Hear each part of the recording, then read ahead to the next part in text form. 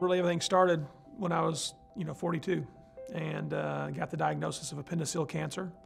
That's a rare cancer. You probably hadn't heard of it. Less than 100 people a year get it.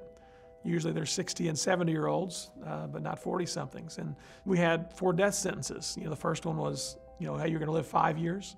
The next one was, you're going to live 3 years. And the last one, which was about 18 weeks ago, was you have less than a year to live. And so what type of quality of life do you want to have? When we first were diagnosed, our life group was really wanting to plug into our lives in a way that they hadn't before. I still was full of pride.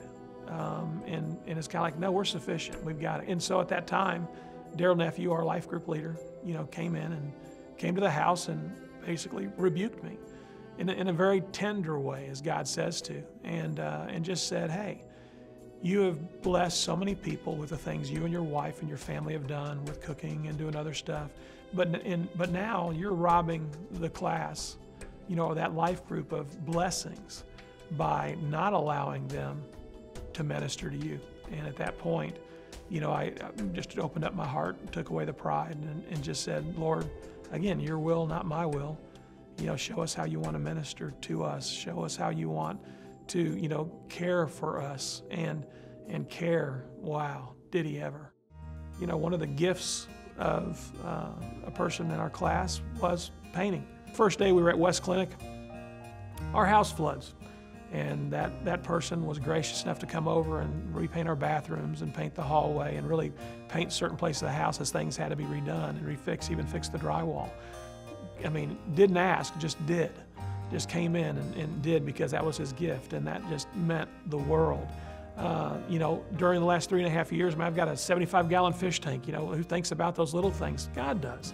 And in this case, I have a guy that happens to own a fish store that is there, but he didn't ask. He just did. He saw a need and he did it, because that was how God was using him.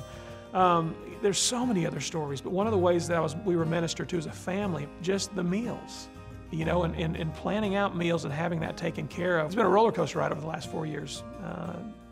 The last procedure that we had done, if it wasn't for, again, our life group, had one of the mothers in our life group that had a daughter that just finished a rotation with a doctor that we'd been searching for 3 years.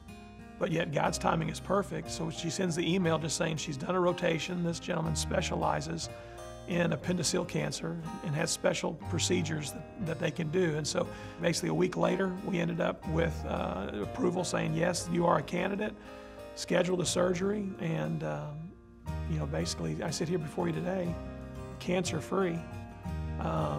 And while the doctor did his part, I wouldn't be alive if it weren't for the congregation doing their part and fervently praying. And there's many of you that know my family, and because of that, you've gotten to know me. And I just want to say thank you. It's just so incredible to see the compassionate care of the whole body of Christ coming together.